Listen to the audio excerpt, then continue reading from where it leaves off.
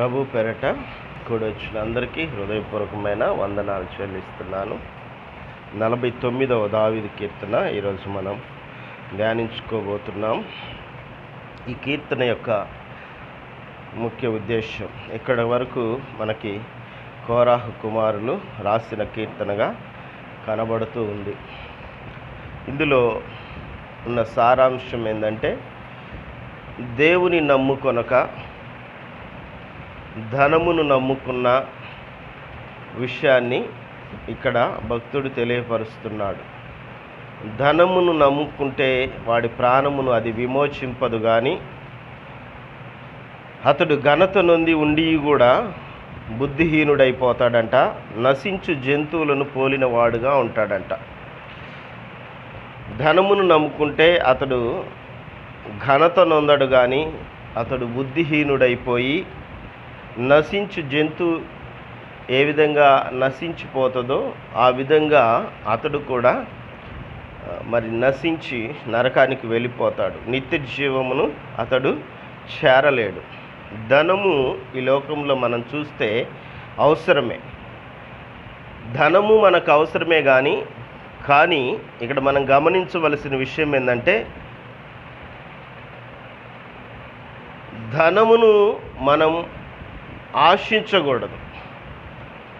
ధనమును ఆశించి అనేకులు నశించారని దేవుని వాక్యం తెలియపరుస్తూ ఉంది. నమ్మవలసిన వాడిని నమ్మకుండా ధనమే నన్ను రక్షించేది, డబ్బు అవసరమే, కానీ డబ్బును బహుగా ఆశిస్తే తన ప్రాణమును రక్షించదు, తన ప్రాణమును కోల్పోవలసి వస్తుంది. ధనమును ఆశిస్తే, డబ్బును ఆశిస్తే దురాశపరుడై నిత్య జీవమును కోలుకుంటాడు. ఈ లోకములో కోట్లు సంపాదించినప్పటికీ కూడా పరలోక రాజ్యంలో చిన్న స్థలమును సంపాదించలేడు. హల్లెలూయా. కోట్లు సంపాదించి ఇక్కడ పెద్ద పెద్ద బిల్డింగులు కట్టుకోవచ్చు, ఎన్నో పొలాలు కొనుక్కోవచ్చు, ఎంతో బంగారం కొనుక్కోవచ్చు, కానీ పరలోక రాజ్యంలో చిన్న స్థలమును కూడా సంపాదించలేడు. మనందరికీ తెలుసు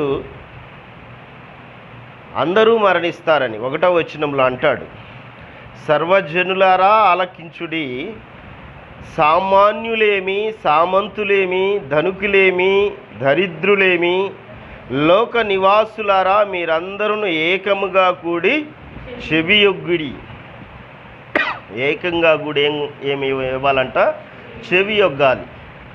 ఆయన మాటలు ఏమి మనకు తెలియపరుస్తున్నవి అన్నది మనము తెలుసుకోవాలి. మనకి ఒక లూకాసు వార్తలో యేసుక్రీస్తు చెప్పిన బోధ మనకు తెలుసు. 16వ అధ్యాయము 19వ వచనం నుంచి, ఒక ధనవంతుడు ఉన్నాడు.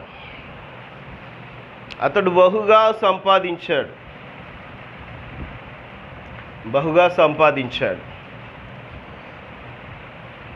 అతడు జీవితకాలమంతా సుఖంగా బ్రతికాడు.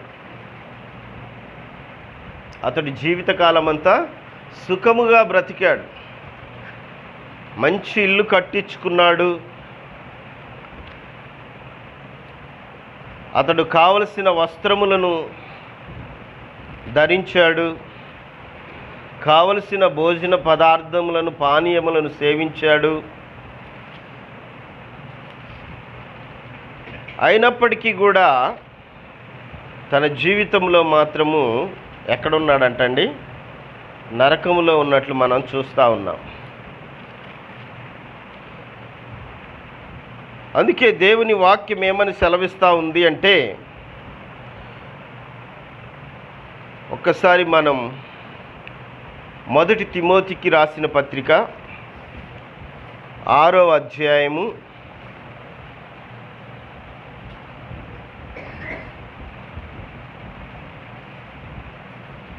1 తిమోతికి రాసిన పత్రిక 6వ అధ్యాయము 9వ వచనం నుంచి చదువుదాం. ధనవంతులగుటకు ఆపేక్షించువారు శోధనలోను ఉరిలోను అవివేకయుక్తములగును హానికరములైన అనేక దురాశలలోను పడుదురు.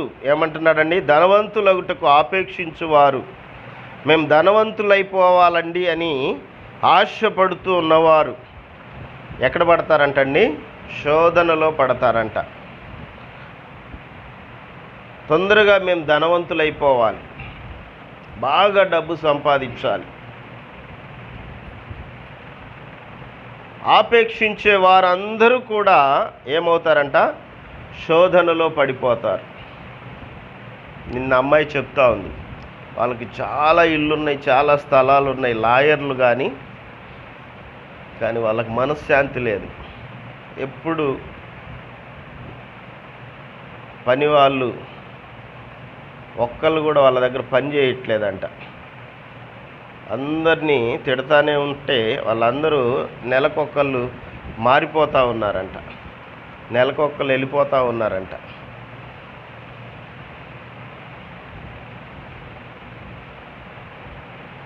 అదంతా ఏం అవుతుందంటే ఒక వ్యక్తిని శోధనలో పడేస్తుందంట, శోధనలో పడేస్తూ ఉంది. రెండవది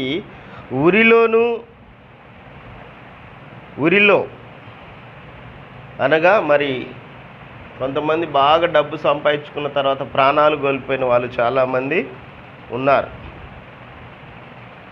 ఆ డబ్బు కోసం తల్లిదండ్రులను చంపిన వాళ్ళు ఉన్నారు, అదే డబ్బు కోసం బిడ్డలను చంపిన వాళ్ళు ఉన్నారు, అదే డబ్బు కోసం అన్నదమ్ములను చంపుకున్న వాళ్ళు ఉన్నారు. లేకపోతే అదే డబ్బు మనిషిని, ఒక ఆయన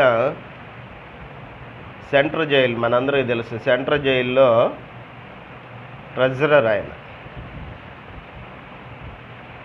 8 పెట్టెలు బంగారం, వెండి, డబ్బు అన్నిటినీ అక్రమంగా సంపాదించుకున్నాడంట.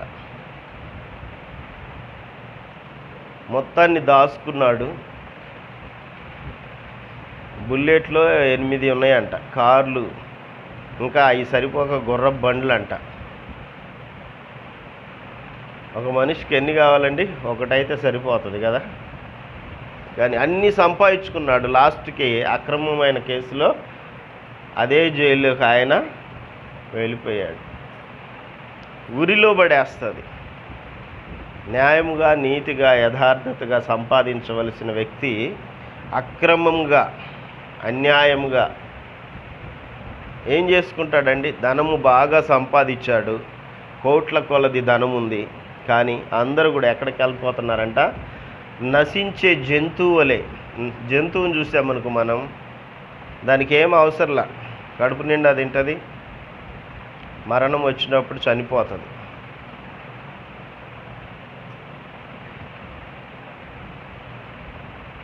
నశించే జంతువు ఏం చేస్తుందంటే ఒకరోజు మరణిస్తుంది, చనిపోతుంది. అలాగనే బుద్ధిహీనుడైన వాడు బహుగా సంపాదించుకుంటాడంట, కానీ పరలోక రాజ్యంలో దేవుడిని మర్చిపోయి ఉరిలో పడిపోయి తర్వాత అక్కడ రాస్తాడు, అవివేకయుక్తములను హానికరములైన అనేక దురాశల్లోనూ పడుదురు. హానికరమైన అనేక దురాశల్లో పడతారంట. దురాశ, ఆశ, దేనికోసము ఏదో చేయాలి, ఏదో కావాలి. కొంతమందికి ఎన్నున్నా కూడా వాళ్ళకి ఇంకా ఆశ తీరదు. తర్వాత చదువుదాం.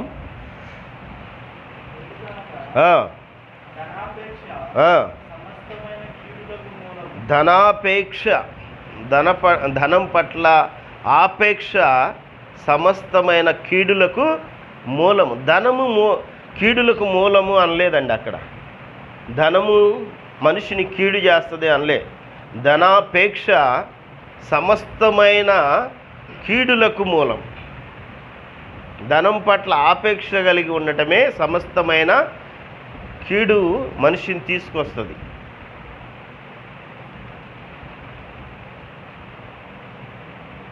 ఈరోజు మనం జైలులో చూస్తే అదే ఎక్కువ శాతం కనపడేది. మత్తయి సువార్త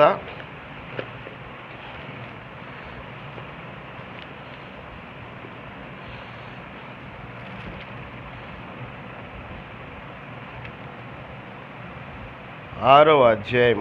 మత్తయి సువార్త 6వ అధ్యాయం 21వ వచనం. 6:21 వచనం. నీ ధనం ఎక్కడ ఉండునో అక్కడనే నీ హృదయం ఉండును. ఎక్కడంటండి? ధనం ఎక్కడుంటే అక్కడ హృదయము ఉంటుంది. ధనాన్ని దాచుకున్నామనుకోండి, లాకర్లో పెట్టినా, ఇంట్లో పెట్టినా, ఇంకా మనసు అంతా ఎక్కడ ఉంటుందంట? ధనం కాడే ఉంటుంది. అయ్యో, ఎవరన్నా దొంగిలిచ్చారేమో, లేకపోతే ఉందో లేదో, ఓ పొలమో ఇల్లో స్థలమో ఉందనుకో, హృదయం అంతా అక్కడే తిరుగుతూ ఉంటుంది. నీ ధనం ఎక్కడుండునో అక్కడనే నీ హృదయం ఉండును. అక్కడ అది కాదమ్మా, 24వ వచనం. ఒకడు ఇద్దరు యజమానులకు దాసులుగా ఉండనేరడు. యజమానుడు ఇద్దరున్నారు. ఒక వ్యక్తికి ఇద్దరు యజమానులు ఉన్నారు. ఆ ఇద్దరు యజమానులు ఎవరయ్యా అంటే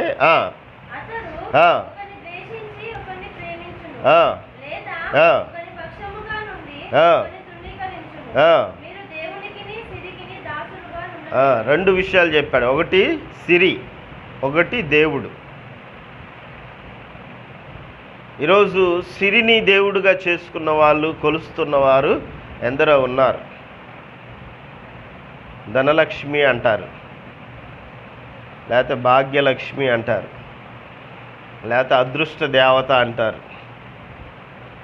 దేన్నో తెలుసా? అవన్నీ అనేది డబ్బునే. ధనలక్ష్మి మా ఇంట్లోకి వచ్చిందండి, భాగ్యలక్ష్మి వచ్చింది. భాగ్యలక్ష్మి అంటే లాటరీలో ఏదైనా డబ్బు తగిలిందనుకో, భాగ్యలక్ష్మి వచ్చిందండి అంటారు. అదృష్ట దేవత వచ్చిందండి మా ఇంట్లోకి అంటారు. ధనం వస్తే ఈరోజు కోట్లల్లో ధనముంది, కరోనా వ్యాధి నుంచి మాత్రం వారి ప్రాణాన్ని రక్షించలేకపోయింది. హల్లెలూయా. ఒకడు లోకమంతయు సంపాదించుకొని వాడి ప్రాణమును పోగొట్టుకున్న ఎడల వానికి ఏమీ ప్రయోజనము? లోకంలో ఉన్నదంతా సంపాదించాడు, చివరికి తన ప్రాణమే పోయింది.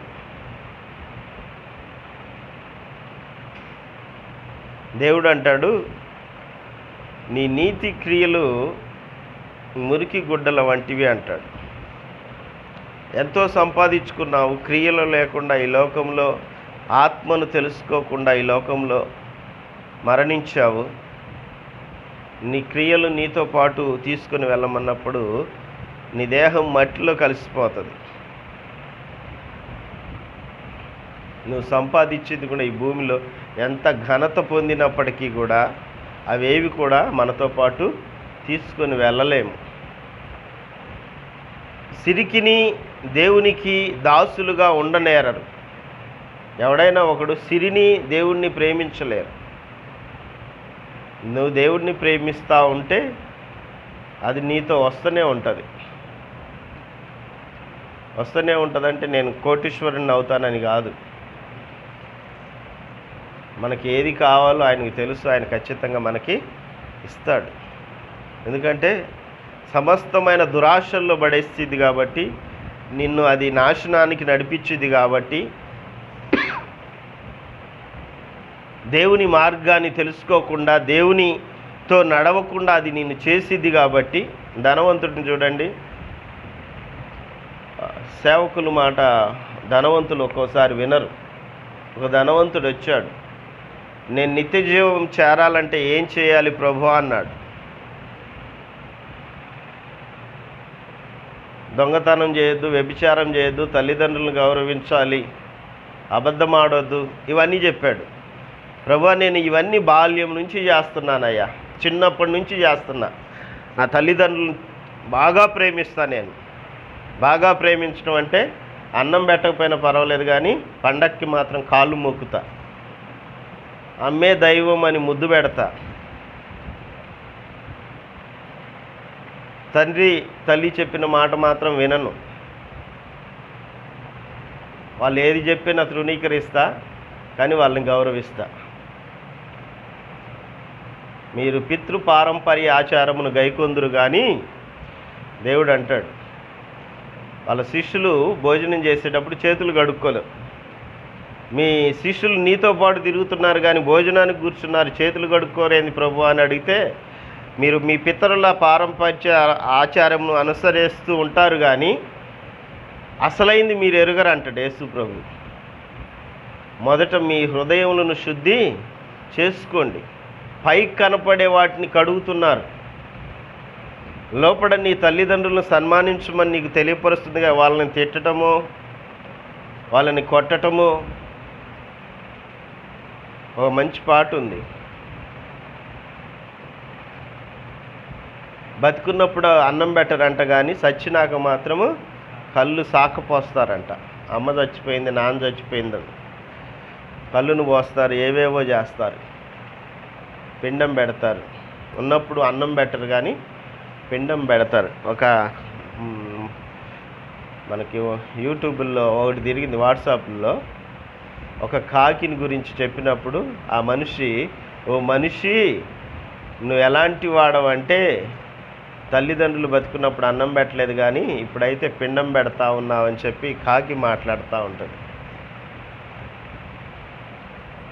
కాబట్టి ధనము మనిషిని నాశనమునకు నడిపిస్తుంది. ధనమును నమ్ముకుంటారు, ధనమును నమ్ముకోవటం వల్ల వారు ఊరిలో పడతారంట. దేనికి మనం దాసులుగా ఉండాలంటే దేవునికి దాసుడుగా ఉండాలంట. దేవునికి దాసుడుగా ఉన్నట్లయితే, యోహాను గాయుకు రాసినప్పుడు అంటాడు, గాయు నీ ఆత్మ వర్ధిల్లిన ప్రకారం నువ్వు అన్ని విషయముల్లో వర్ధిల్లాలి. నీ ఆత్మ ఎలాగైతే తెలుసుకుంటూ ఆత్మలో దేవుని రాజ్యం కొరకు ఎలాగైతే నువ్వు ముందుకు వెళుతూ ఉంటావో ఖచ్చితంగా ఆ తర్వాత అవన్నీ నీకు అనుగ్రహించబడతా ఉంటాయి.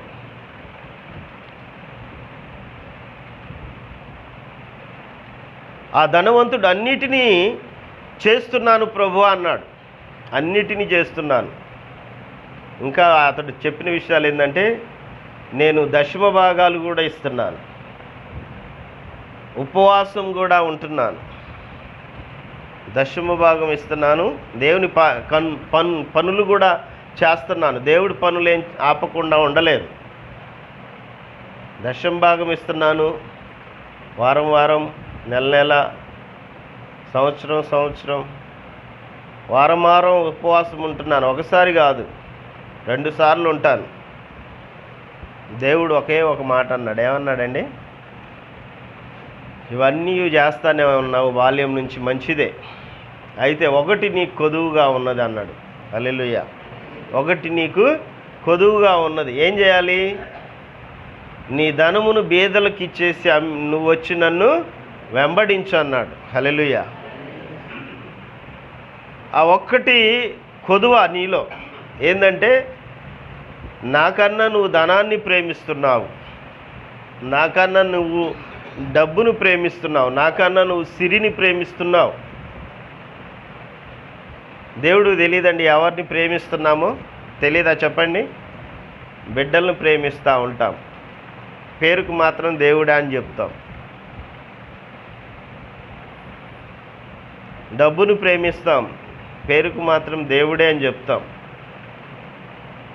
బంగారమును ప్రేమిస్తాం, పేరుకు మాత్రం దేవుడే అని చెప్తాం. దేవుడు తెలుసు కాబట్టే నీకు ఒకటి కొదువ ఉంది, అది బీదలకి ఇచ్చేసి వచ్చి నన్ను వెంబడించమన్నాడు. హల్లెలూయా. నన్ను వెంబడించు. మొత్తం అమ్మేసి వచ్చేస్తే ఇంకా అతడికి ఏమి ఉండదు కదా. దేవుణ్ణి వెంబడించాలంటే ఎంత కష్టమో. అతడు మనసు చిన్నబుచ్చుకొని అతడు వెళ్ళిపోయాడంట, కానీ దేవుణ్ణి వెంబడించలేదంట.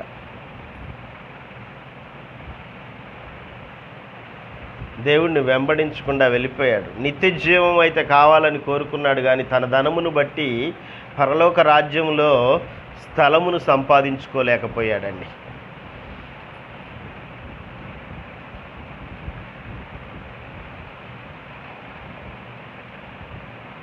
అందరం చనిపోతాం అనుకుంటాం, మరణం నాకు ఇలా రాదులే అనుకుంటాం. మరణం ఎప్పుడు కూడా మనకి చెప్పి రాదు. అందరూ ఖచ్చితంగా చనిపోవలసిందే, మరణించాల్సిందే.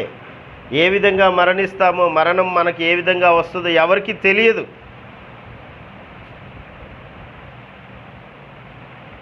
దైవ సేవకులు కూడా ఈరోజు కరోనాతో చనిపోయారు.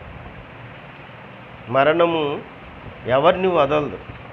మరణం ఖచ్చితంగా అందరికీ రావాల్సిందే. కానీ ఏ సమయంలో ఆ మరణము వస్తుందో ఆ సమయం రాకముందే దేవుణ్ణి వెంబడించాలంట. హల్లెలూయా చెప్దాం. నీ ఆత్మను రక్షించుకోగలిగిన స్థితిలో నువ్వు ఉండాలి. నీ ఆత్మను కాపాడుకోగలిగిన స్థితిలో నువ్వు ఉండాలి. అందుకే కీర్తనకారుడు అక్కడ రాస్తూ తెలియపరుస్తూ ఉన్నాడు. చూడండి, ఆ మాట కూడా చదువుదాం. 15వ వచనం.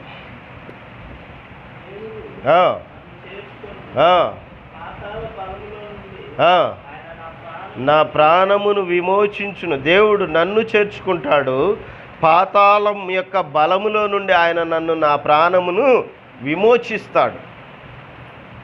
ఆయన నన్ను చేర్చుకుంటాడు. భక్తుడు తెలియపరుస్తున్నాడు. ఆయా ధనవంతులు పాతాళంలో వారి ప్రాణములను విమోచించుకోకుండా, వెలుగును చూడకుండా వాళ్ళు వెళ్ళిపోయారు. వెలుగంటే వాళ్ళకి ఏందో తెలియదు.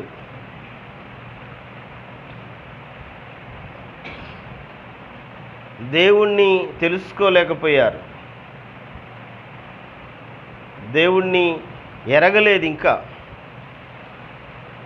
భక్తుడైన యోహాను రాస్తాడు, నేను వెలుగై ఉండలేదు కానీ మొదటి యోహాను పత్రిక 1వ అధ్యాయము 7వ వచనం. 1వ అధ్యాయం 7వ వచనం. ఆయన వెలుగులోనున్న ప్రకారము మనమును వెలుగులో నడిచిన ఎడల మనము అన్యోన్య సహవాసము గలవారమై ఉందుము. చాలమ్మా. ఆయన వెలుగులో ఉన్నాడు. ఆయనే వెలుగని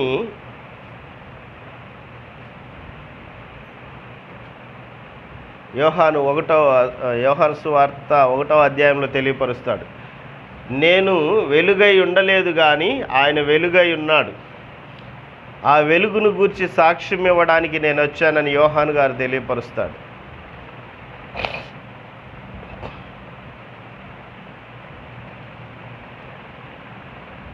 ఆది యందు వాక్యం ఉండెను, వాక్యము దేవుని యొద్ద నుండెను, వాక్యమే దేవుడై ఉండెను, ఆయనలో జీవం ఉండెను, ఆ జీవం మనుషులకు వెలుగై ఉండెను. ఆ జీవం మనుషులకు ఏమై ఉంది? వెలుగై ఉంది.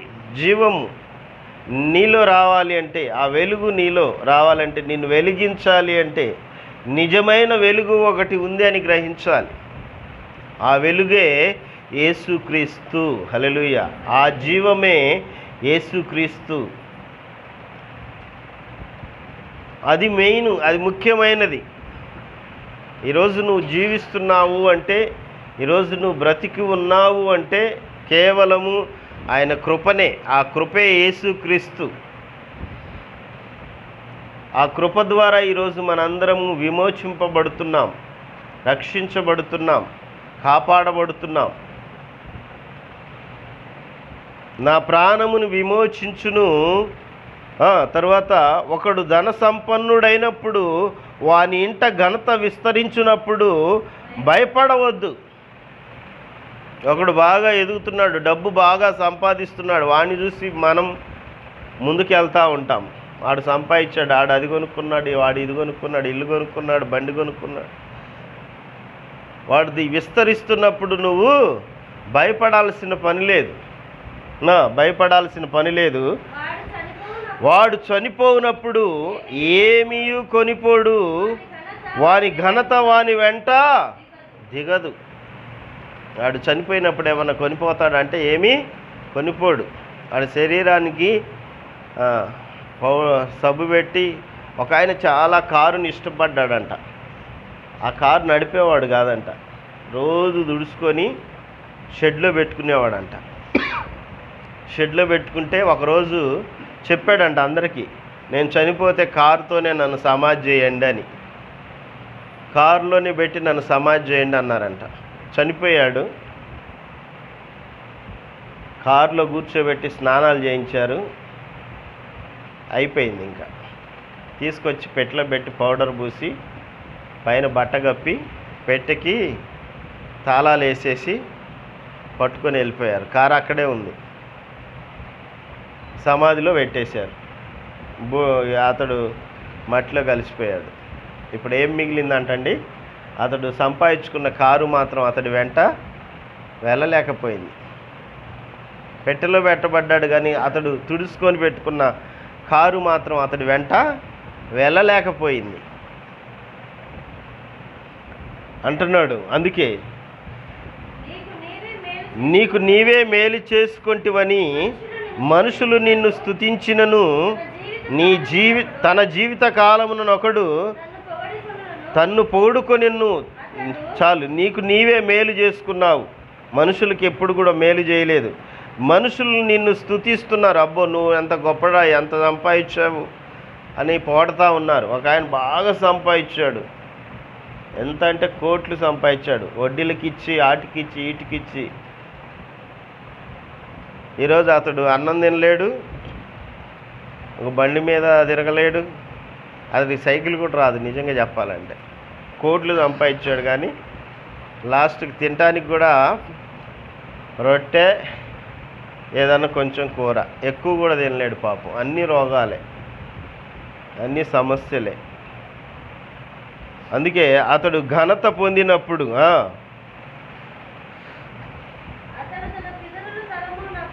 తన జీవిత కాలంలో ఒకడు తనను తాను పొగుడుకొనిను, అతడు తన పితరుల తరమున చేరవలెను. ఎక్కడే చేరాలి? పితరులు ఎక్కడికి వెళ్ళారు, తాత ఎక్కడికి పోయాలో, వాళ్ళ ముత్తాత ఎక్కడికి పోయాడో, తండ్రి ఎక్కడికి పోయాడో అక్కడికే అతడు చేరాలి. వారు ఎన్నడూను వెలుగు చూడరు, ఘనత నొంది ఉండియు. ఎంత సంపాదించుకున్నా, ఎంత పేరు ప్రతిష్టలు సంపాదించుకున్నా ఏమైపోయారండి వాళ్ళు? దేవుని తెలుసుకోకుండా దేవుని రాజ్యానికి వెళ్తాము, ఆత్మ నశించదు, ఆత్మ మళ్ళీ తిరిగి మరొక జన్మ ఉంది అనుకుంటారు. కుక్కగానో వాళ్ళు చేసిన క్రియలను బట్టి, హిందూ మత ప్రకారంగా అతడు చేసిన క్రియలను బట్టి కుక్కగానో కాగిగానో జంతువుగానో పుడతారనుకుంటారు.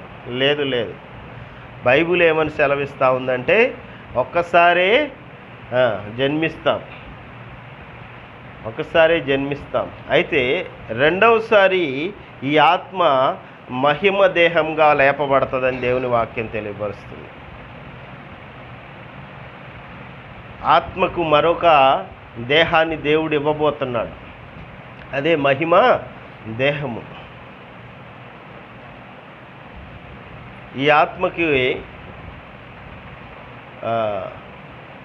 చావు లేదు. యేసుక్రీస్తు మరణించి లేచిన తర్వాత ఆయన మహిమ దేహంతో కనపడ్డాడు. మరేమని అంటాడు, అమ్మ నన్ను ముట్టుకోకు, ఇంకా నేను తండ్రి సన్నిధికి చేరలేదు. మహిమదేహం ఎలా వస్తుంది?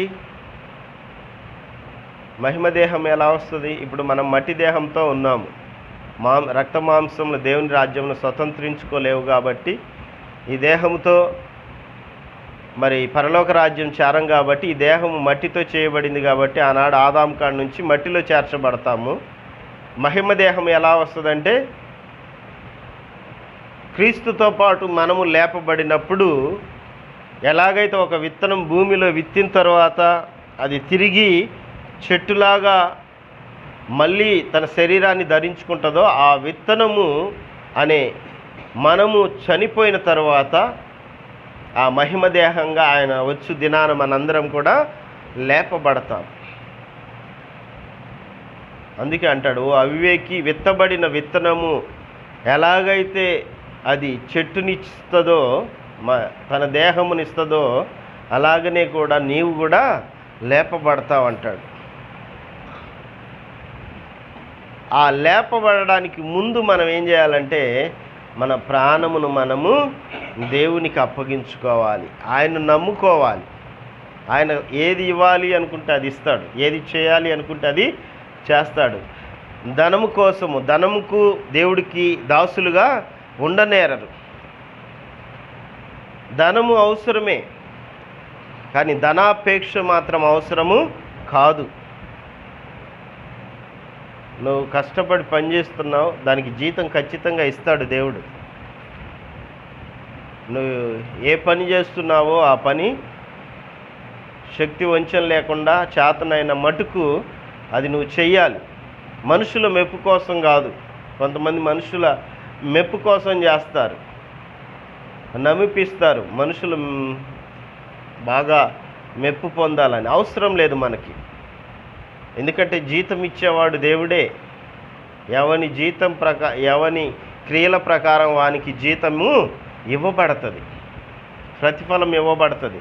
నువ్వు ఏ కొలతతో కొలుస్తావు అదే కొలతతో నేను నిన్ను కొలుస్తాను.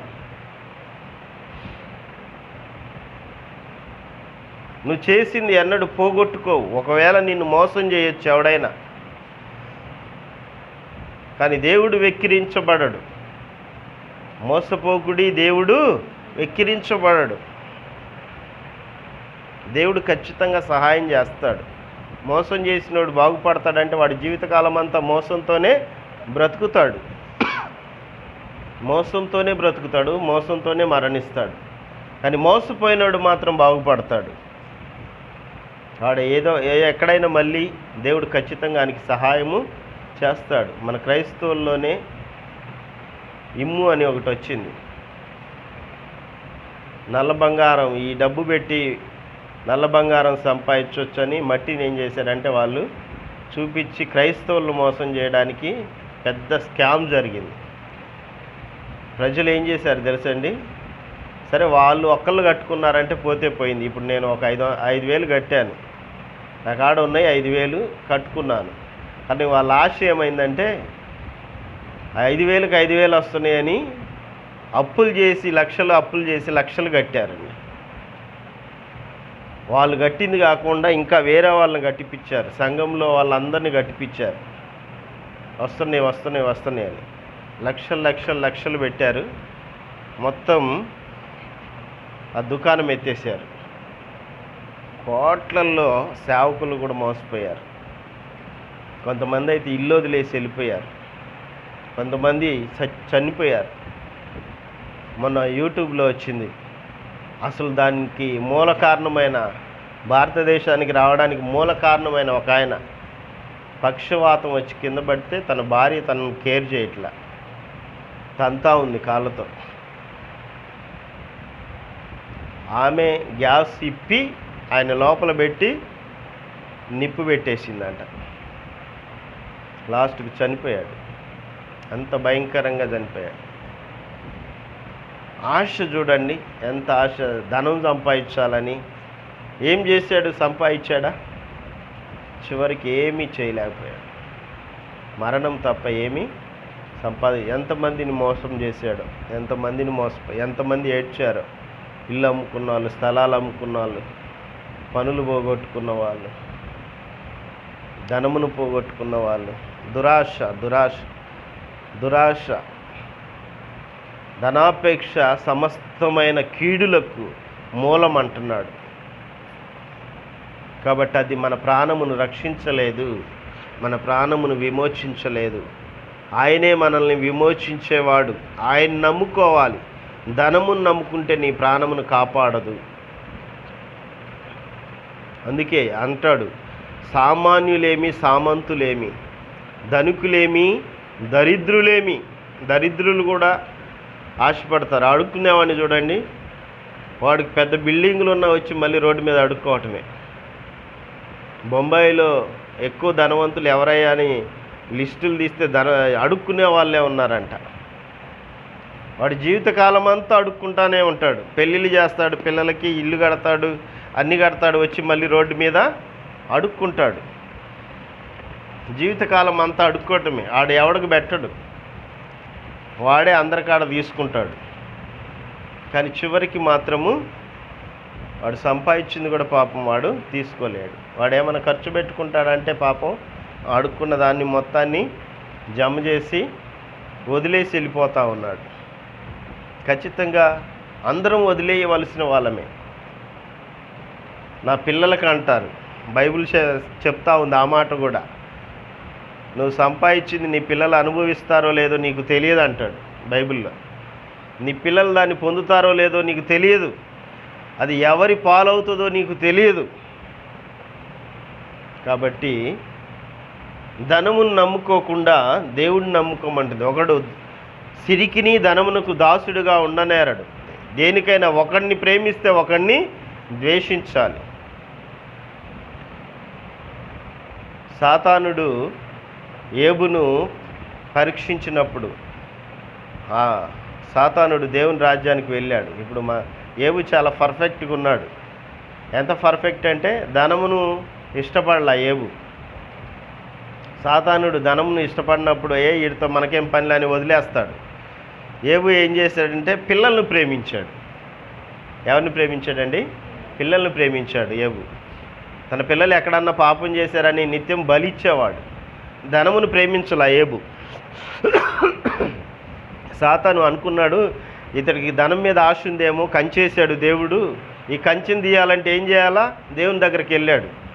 ఆడంతటా ఆడొచ్చి శోధించలేడు కాబట్టి, తీసివేయలేడు కాబట్టి, ఏబు దేని మీద ఆశ ఉందో సాతానుకు తెలియలేదు. వెళ్ళిపోయాడు దేవుని దగ్గర. అయ్యా, నువ్వు కంచి ఉంచావు కదా, దాన్ని తీసేయి, అది ఇచ్చావు కాబట్టి నిన్ను ఏబు బాగా ప్రేమిస్తున్నాడు అన్నప్పుడు దేవుడికి తెలుసు కాబట్టి, పో అయితే అతడు కలిగింది తీసే అన్నప్పుడు మొత్తం తీసేసాడు. అర్థం కాలేదు అట సాతానుడికి, ఎక్కడో ఇంకా లోపం ఉందే అని బిడ్డలను తీసేసాడు. అప్పుడు కూడా ఆయనకి అర్థం కాల. తన ప్రాణం తప్ప ఏదన్నా చెయ్యన్నాడు. ఎంతో బాధ పెట్టాడు. కానీ అతడు దేవుణ్ణి దూషి ఇచ్చాడండి. ఏమన్నాడు? యెహోవా ఇచ్చెను, యెహోవా తీసుకునిను, యెహోవాకు స్తుతి కలుగును గాక అన్నాడు. హల్లెలూయా. దేవుడే ఇది ఇచ్చింది, దేవుడే తీసుకున్నాడు, ఆయన నామానికి మహిమ కలుగును గాక అన్నాడు. స్తుతి కలుగునుగా స్తుతించాడు. సమస్తం కోల్పోతే ఏమంటాం అండి? ఒకటి మనం పోగొట్టుకుంటేనే దేవుడు ఏం చేశాడండి మాకు అంటాం కదా. దేవుడిని నమ్ముకున్నాక మేము అన్నీ పోగొట్టుకున్నాం అన్న వాళ్ళు చాలామంది ఉన్నారు. దేవుడు తీసేసేవాడు కాదు, మనకున్న వాటిని బట్టి నిన్ను పరీక్షించడానికి ఒకడు చాలు. ఏబులాగా అన్నీ అవసరం లేదు. ఏబుకు 7,000 గొర్రెలు, 3,000 ఒంటెలు, 500 జతల ఎడ్లు, 500 ఆడగాడిదలు, ఇన్ని ఉన్నాయి. అన్నీ పోయినాయి. 7,000, 3,000, 500 జతలు, 500 గాడిదలు, ఇల్లు, 7 మంది పిల్లలు, 3 ఆడపిల్లలు, ఇన్ని పోయినా అతడు దేవుడే ఇచ్చాడు, దేవుడికే మహిమ కలుగును గాక అన్నాడు. భయపడలే. ధనమును చూసి అతడు ఆశపడలే. ఎక్కడైనా దేవుణ్ణి దూషిస్తాడేమో సాతాను చూశాడు, కానీ ఎక్కడ ఏబు కనపడలే. అప్పుడు అనుకున్నాడు, తన ప్రాణాన్ని పోగొట్టుకోవడానికైనా ఏబు ఇష్టపడ్డాడని చెప్పి దేవుడు ఏం చేశాడండి? మళ్ళీ డబుల్ ఇచ్చాడంట. హల్లెలూయా. డబుల్ ఇచ్చాడు. దేవుడు నమ్ముకుంటే నీకు ఎప్పుడు ఆయన అన్యాయం చేసే దేవుడు కాదండి. ఆయనే ఇచ్చింది, ఆయనే తీసుకున్నా, ఆయనే ఏది చేసినా అని నువ్వు పోగొట్టుకొని ఆయన పేరు చెప్పి ఆయన్ని దూషించొద్దు, ఆయన మీద నిందలు వేయొద్దు. కష్టం వచ్చిందని ఆయన మీద నిందలు వేయొద్దు, బాధ వచ్చిందని ఆయన మీద నిందలు వేయొద్దు. ఏబు ఏ విధంగా పొందుకున్నాడో దేవుణ్ణి నమ్మిన వాళ్ళకి ఖచ్చితంగా ఆయన సహాయం చేయగలిగిన దేవుడు. కళ్ళు మూసుకుందాం, ప్రార్థన చేసుకుందాం.